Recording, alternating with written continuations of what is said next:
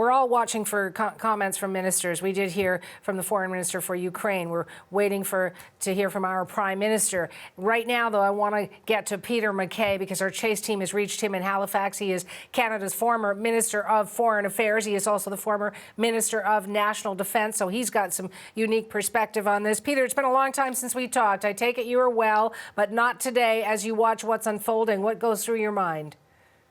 Well, thank you, Suhana, and it's nice to see you, sadly, under very grave circumstances. I mean, what goes through my mind is that we've woken up to a new world this morning, a world where the Security Council member Russia has unilaterally attacked Ukraine and really destroyed the global security structure that has been in place arguably since World War II.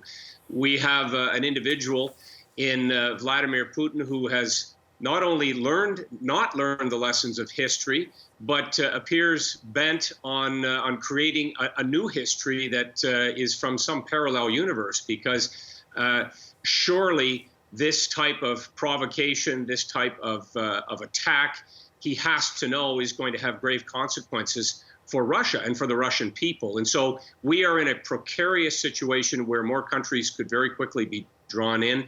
His threat that was just referenced by your last interviewer is sobering in the extreme. They are a nuclear power. We know that Ukraine gave up its nuclear weapons, in fact, with the understanding that the West would protect them. And so there's a reckoning, and there is a time now for Western countries to step up and do their level best to do everything they can to protect Ukraine. In this day and age, knowing what we know about nuclear weapons and the absolute devastation for centuries, is there any worry that Russia could go down that road?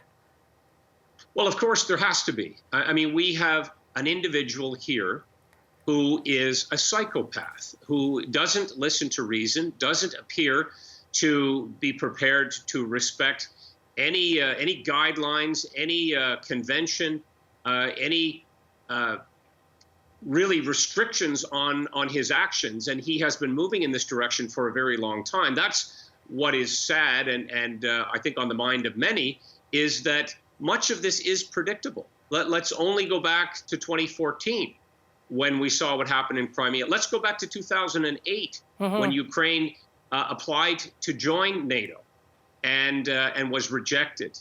Those decisions obviously are paying huge consequence now. And yet there's no point looking back, Suhana. As you know, what we have to do, of course, as a country, as a NATO member, as a country that, in fact, is home to 1.3 million Canadians of Ukrainian descent. Yes. We were the first country to recognize Ukraine. We are arguably their closest ally. And so they're looking to us. They're looking to us for humanitarian aid, for more sanctions, more financial aid.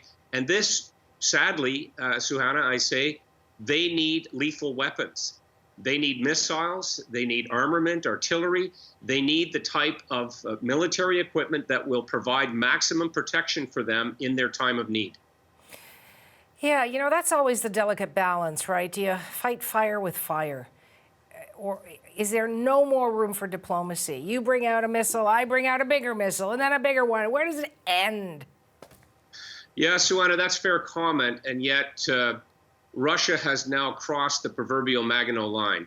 They are inside the country. They are shelling communities large and small. They are killing Ukrainians in a way that we sadly have not seen or ever witnessed in North America. And so that's why it is so chilling and so difficult in some ways to wrap our heads around. And yet we have an obligation here, a duty to protect. And we have to back up our words. Diplomacy, yes, of course, diplomacy can continue, but that Neville Chamberlain moment has come and gone. And, you know, this is unimaginable, but we are back in 1939 in some ways in dealing with a madman, someone who does not respond to reason and overtures that would perhaps cause him to hesitate. The time for hesitation now has passed.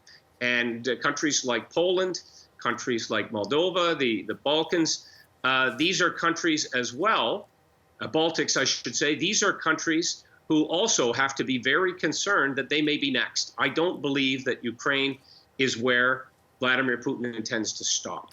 Final question for you, Peter. We're waiting to hear from our Prime Minister, Justin Trudeau. He just got out of a G7 meeting. There is also I think a NATO summit. Jens Stoltenberg said he's going to call a NATO summit for tomorrow, so there are still meetings to go on. But what do you expect to hear from our government that could help in this situation coming out of this G7 meeting?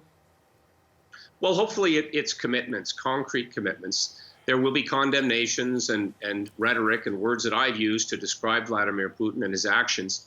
But what they really need are concrete actions. Things like Radar Sat-2, which gives them real-time satellite imagery for situational awareness of Russian troop movements. They need protection in their harbor in Odessa. They need, of course, humanitarian aid. And I would suggest that with already well over 1 million displaced people and more likely, we need to accelerate our immigration process to help get some Ukrainians here and to reunite them with their families. They need money. They need support to help their economy, which is going to be flattened at this time. And of course, most importantly, they need support militarily that will allow them to defend their sovereignty and their integrity as a country. And so hopefully we will be hearing more from our government, certainly the government of the United States, the European Union, NATO. All of them are mustering as we speak and surely coordinating and working closely with Ukraine to try to respond in an appropriate and fast and precise way. I want to thank you for your time, Peter, and you be well, okay? Thank you, Suanna. All the very best to you. Peter MacKay in Halifax. He is Canada's former Minister of Foreign Affairs.